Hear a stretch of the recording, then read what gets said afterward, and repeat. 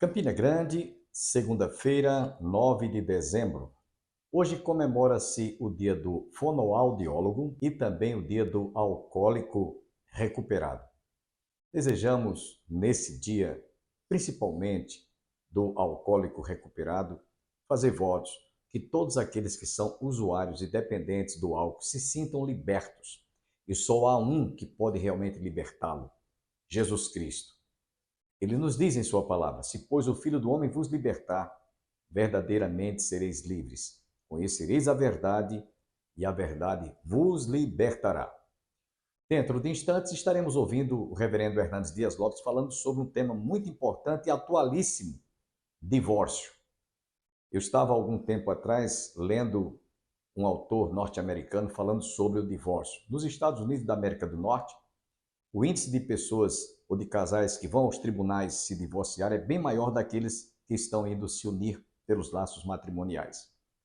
E ele levantou uma tese provando que nos Estados Unidos muitos casais estão se separando, às vezes porque a incompatibilidade de gênio, os casais não se entendem, outros por questões tão banais que podem ser superadas. Casais se separam porque a mulher é ciumenta ou porque o marido é ciumento. Outros casos também abordados por este autor mostrava que alguns casais estavam se separando, fazendo pedido de divórcio porque a esposa não sabia cozinhar, ou até mesmo, pasmem, porque um dos cônjuges roncam enquanto dormem. Então ele mostra neste livro que muitos casais estão se separando de forma indevida. Eles poderiam suportar por incompatibilidades de gênio, por problemas de ronco, porque a mulher não sabe cozinhar, ou às vezes porque é ciumenta. Então ele mostra que, biblicamente falando, o único motivo que pode um homem repudiar uma mulher e vice-versa é em caso de adultério. Esse é o único respaldo que o próprio Senhor nos mostra em sua palavra. Ouviste que foi dito aos antigos, Moisés falou: não adulterarás, ou que se alguns por causa de cometer tal delito, seja dado carta de divórcio por causa da dureza do coração. É o único motivo que leva o homem a repudiar uma mulher ou vice-versa. Fora disso, todos nós podemos suportar um ao outro, principalmente quando existe amor, amor conjugal, amor cristão e, sobretudo, Deus, quando une, ele realmente nos diz em sua palavra: o que Deus uniu, jamais separe o homem. Portanto, nesse dia, você terá a oportunidade, dentro de instantes, de ouvir o reverendo Hernandes Dias Lopes falando sobre divórcio. Mas antes, quero lembrar a todos que no próximo dia 25 deste mês, a Igreja do Calvário estará celebrando mais um musical natalino. Você não pode perder. Anote em sua agenda, compareça com a sua família e venha prestigiar o musical natalino, que este ano está simplesmente imperdível. Quero deixá-los agora com o pastor Hernandes Dias Lopes falando sobre o divórcio.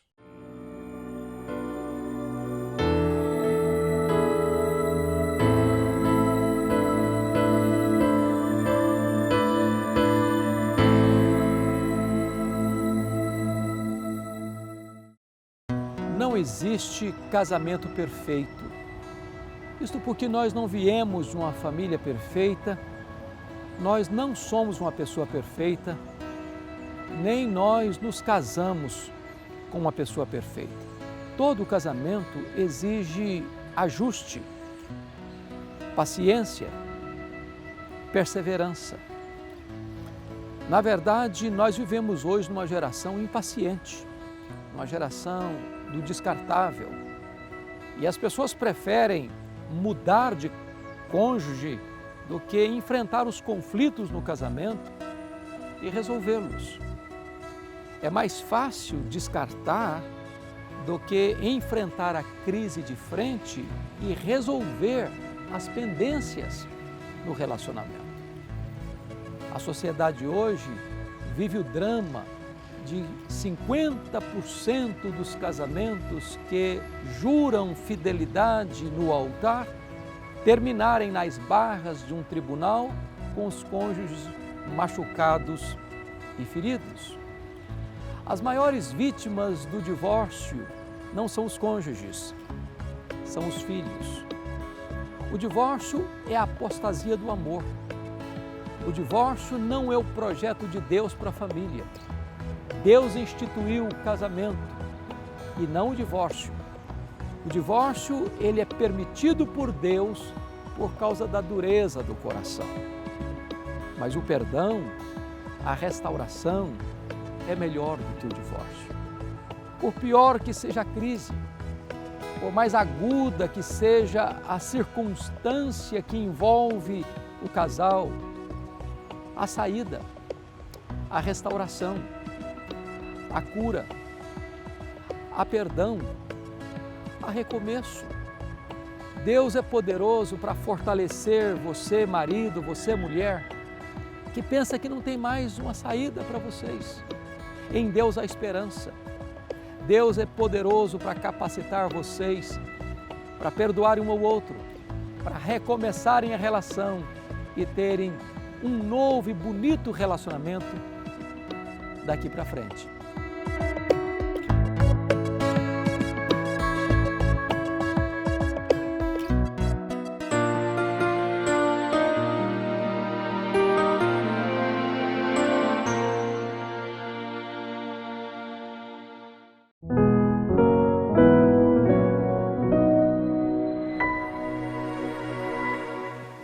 Porque havia muitos outros que, embora estivessem envolvidos na obra de Deus, não tinham um comportamento que inspirasse confiança para o apóstolo Paulo indicar aquela pessoa.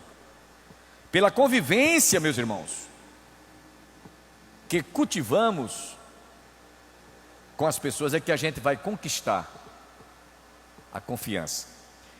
Pela convivência que Paulo cultivou, ou que o jovem Timóteo cultivou com Paulo, ele sabia, por conhecimento, o quanto ele era sinceramente dedicado e responsável.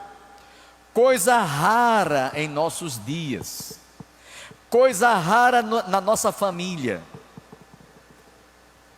coisa rara no nosso ciclo de amizade com as pessoas.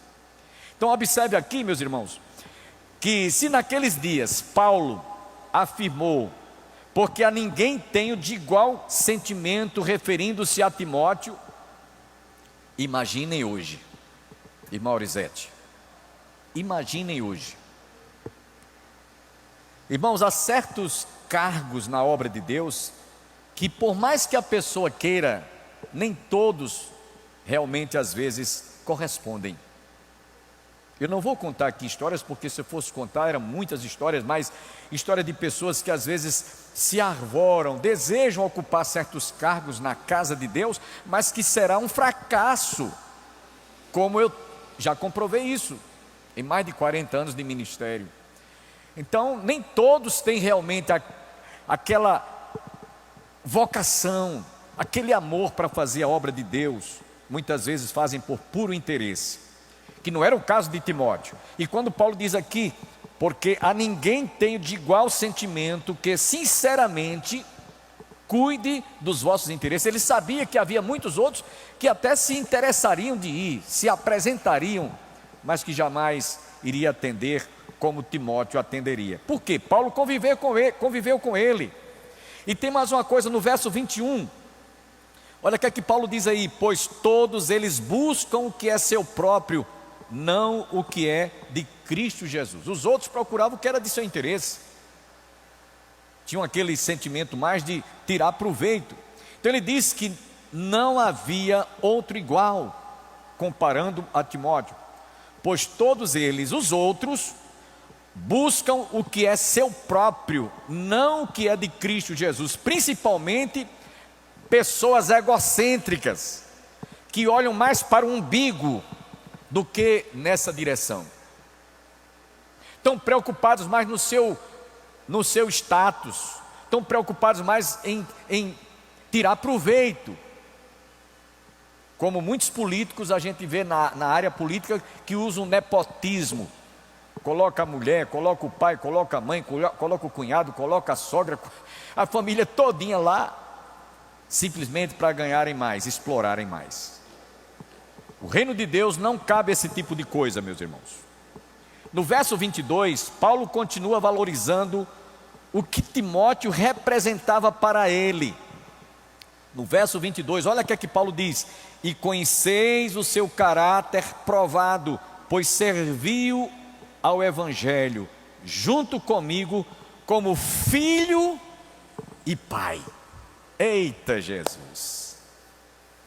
Vocês já viram, prestaram atenção aqui, o tratamento afetivo que Paulo usa como pai e filho. Então Timóteo, que era filho na fé de Paulo, que no início da sua carreira cristã foi ajudado por sua mãe, sua avó Lóide e sua mãe Eunice, lançaram a semente no coração daquela criança. Por isso que Provérbios 22:6 nos diz: instrui a criança, ensina a criança no caminho que deve andar, para que quando ele for crescido e adulto não se afaste dele.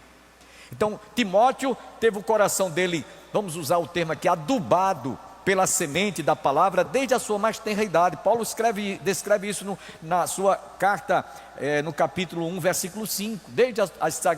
Desde a infância sabe as sagradas letras, que pode tornar-te sábio.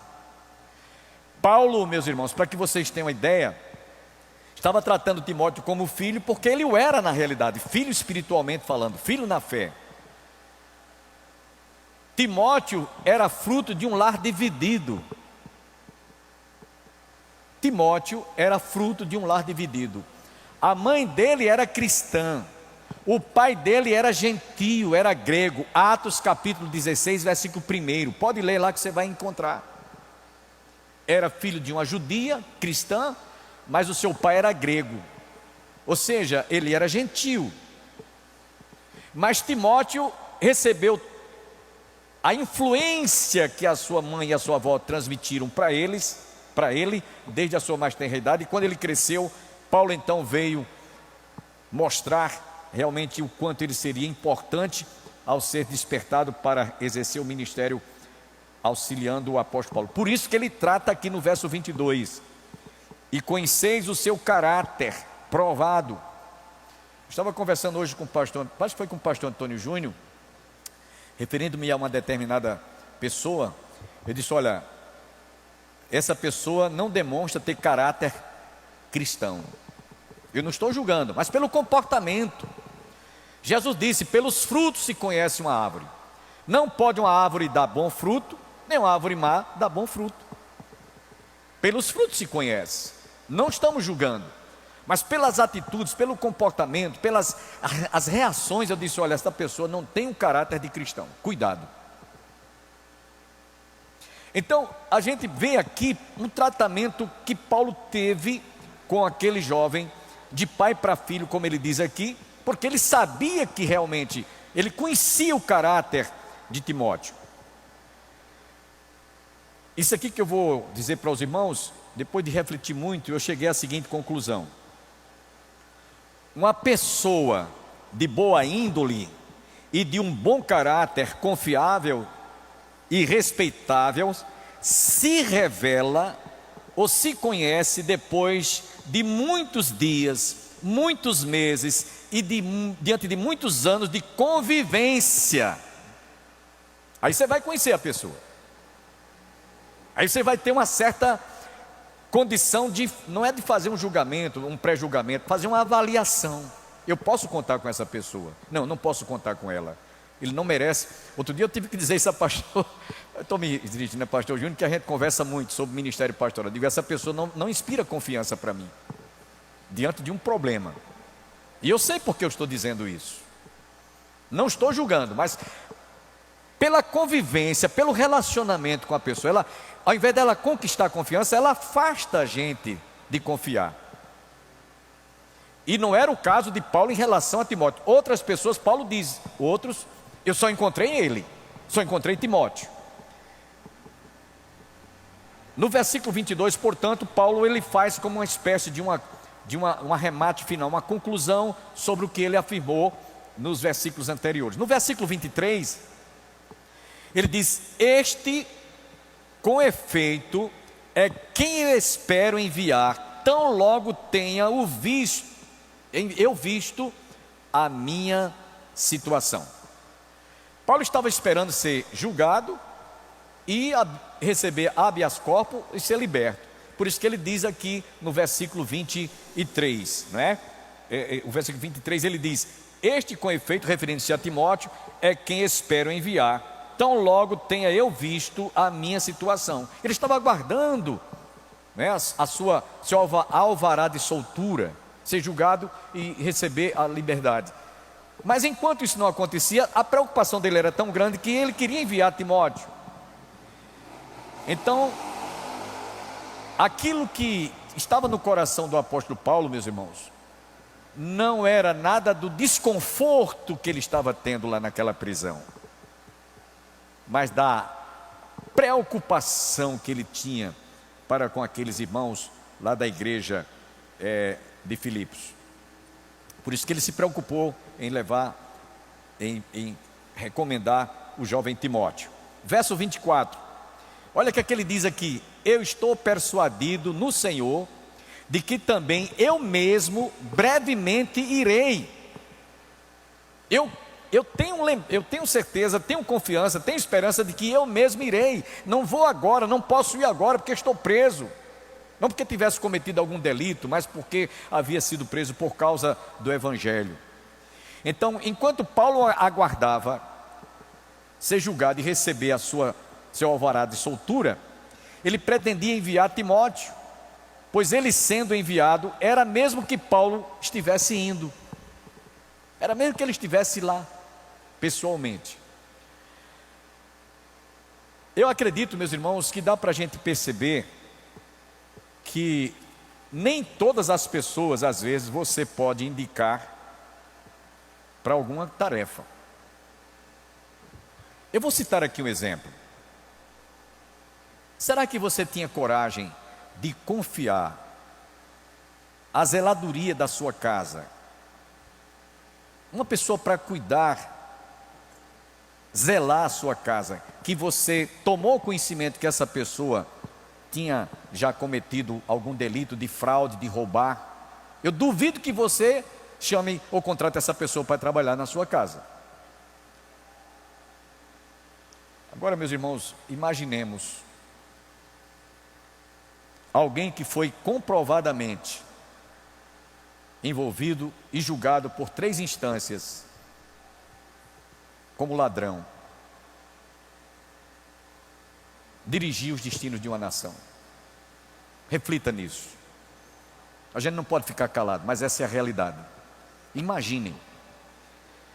Então Paulo estava falando de um jovem que inspirava confiança, que poderia ir no seu lugar, como ele também fez isso quando escreveu a carta a Filemon. Para aqueles que não sabem, Filemon é uma das epístolas mais belas que temos no Novo Testamento, que trata do amor, do carinho que Paulo teve para com aquele que estivera preso com ele. Inclusive, Paulo descobrira que ele estava preso porque havia cometido, quando não era convertido, roubado alguns pertences, e ele então fugiu para não ser julgado e não ser preso e não ser condenado. E aí, quando Paulo estava falando, preso, e conheceu Onésimo, ele mandou a carta para Filemon dizendo: olha, se ele cometeu algum crime, se ele cometeu algum roubo, ponha isso na minha conta, porque ele antes era ladrão, roubou, cometeu fraude, mas agora ele é uma nova criatura, ele é tão honesto que eu vou recomendar através desta carta que você receba como um irmão em Cristo, receba-o como se fosse a mim. Está ouvindo, Filemon? Receba Onésimo como se fosse eu. E se houve algum prejuízo, se ele causou alguma dívida, eu vou pagar. você não vai ter prejuízo nenhum. Que coisa linda, não é, irmãos? Então Paulo tinha esse coração. Como alguém já disse, fulano tem um coração de mãe, não é? Então Paulo tinha esse coração, ele fez isso quando recomendou a Filemão receber Onésimo. No verso 24, ele disse: eu estou persuadido no Senhor de que também eu mesmo brevemente irei, embora Paulo estivesse aguardando, como nós dissemos. Porém, eu quero citar aqui 2 versículos que estão no livro de Provérbios. Era a preocupação que Paulo tinha. Provérbios 27 e 23. Procura conhecer o estado das tuas ovelhas e cuida dos teus rebanhos. Como eu disse a vocês há pouco, eu citei, tem 2 versículos no Novo Testamento que trata da responsabilidade pastoral, que eu tremo as bases. Hebreus 13, versos 7 e 17. Lembrai-vos dos vossos guias para a igreja. E no versículo 17, porque hão de prestar contas diante de Deus. E aí para o rebanho ele diz: obedecer aos vossos pastores e sede submissos a ele, porque hão de prestar contas a Deus. Meus irmãos, Paulo, podemos dizer que ele acordava e dormia e sonhava pensando no rebanho, nas ovelhas que Deus o havia confiado e que ele deixara plantada lá naquela igreja em Filipos. O pastor não pode ser uma pessoa que tem um comportamento de descaso, de desleixo, de descuido, de ausência quando a ovelha precisa de ser socorrida, quando a ovelha precisa de ajuda, de auxílio. E assim, sendo, Paulo tinha tudo isso que estamos dizendo, como também Timóteo.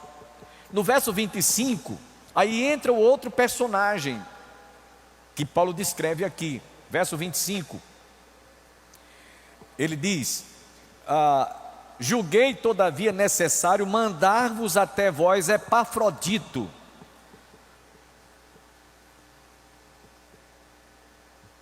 por um lado, meu irmão, cooperador e companheiro de lutas. 3 virtudes Paulo destaca aqui, 3 qualidades que Epafrodito passou isso por experiência, por convivência para o apóstolo São Paulo.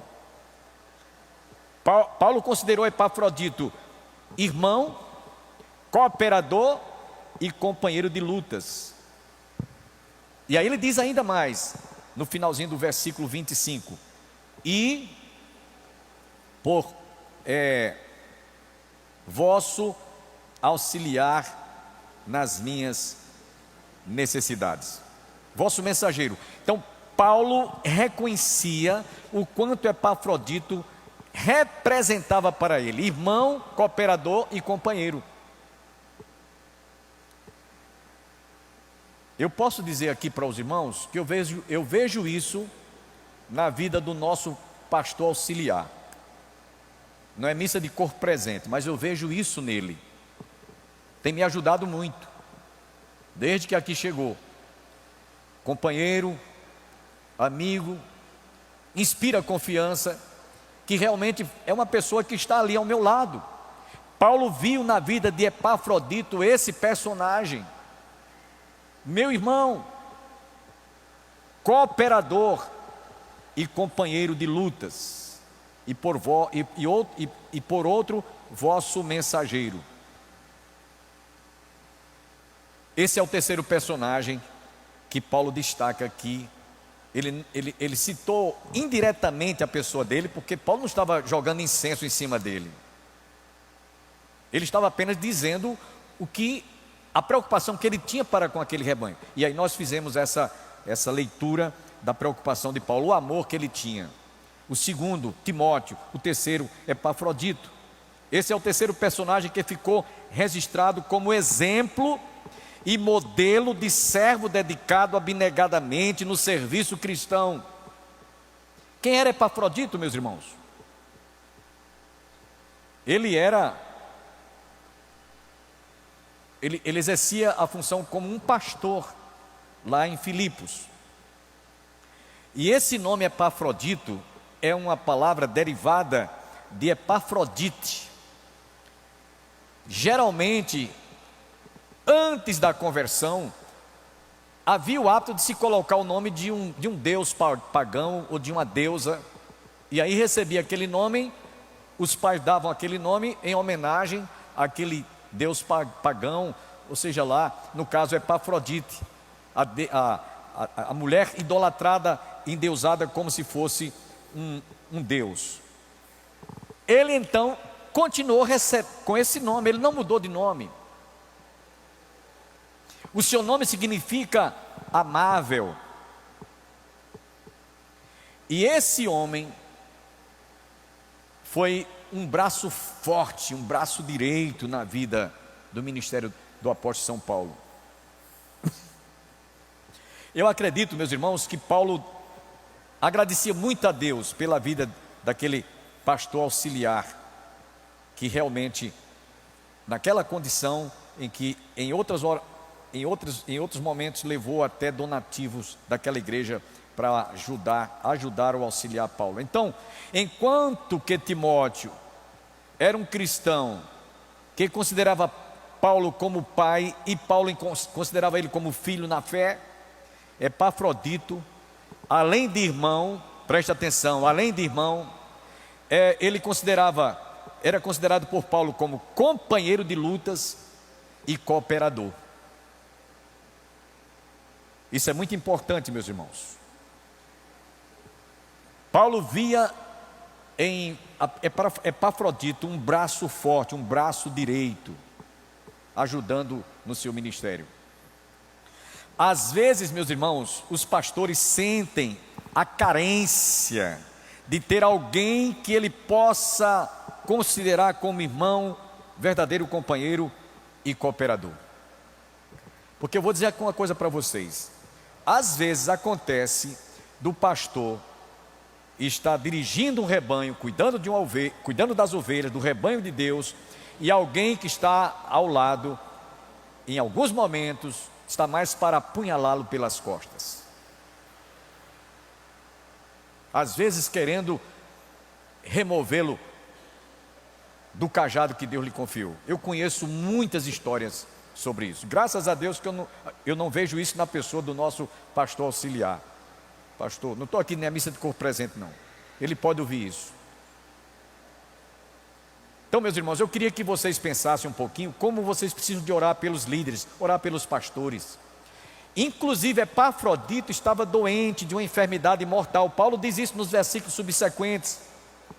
Porque ele queria mandar Timóteo, mas ao mesmo tempo estava entre a cruz e a espada, porque ele estava querendo enviar Epafrodito, que os irmãos haviam tomado conhecimento que ele estava doente, e uma doença gravíssima, mortal, mas que a presença de Epafrodito lá ia ser mais importante do que Timóteo.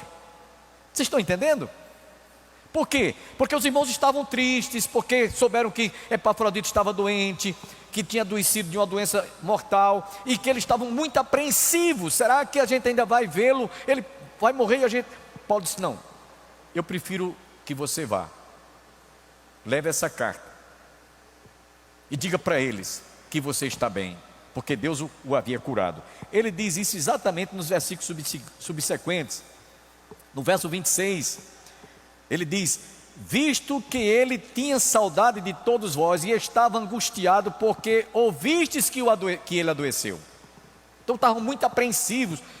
Epafrodito adoeceu, está doente, e a doença é grave, é mortal.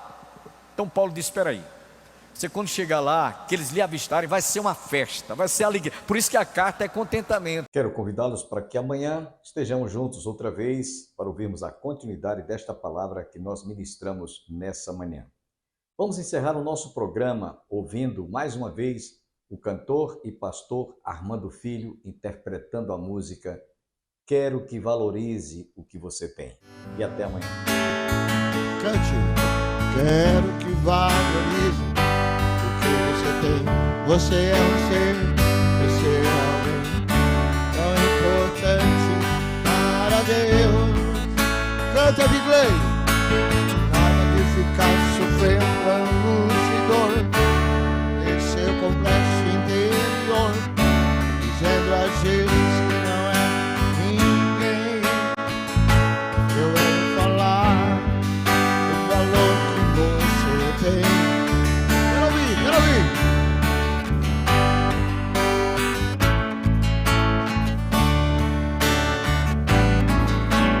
Ele está em você, o Espírito Santo se move em você, até feminino, deixe-me ver, deixe-me ver.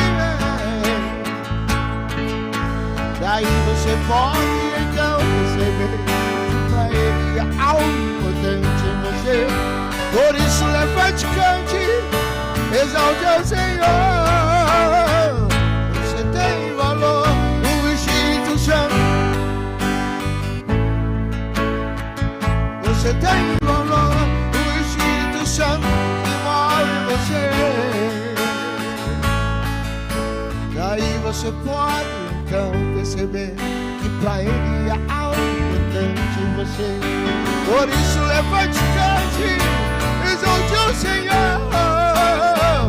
Você tem valor, o Espírito Santo você. Você tem valor, o Espírito Santo. Ele se move em você.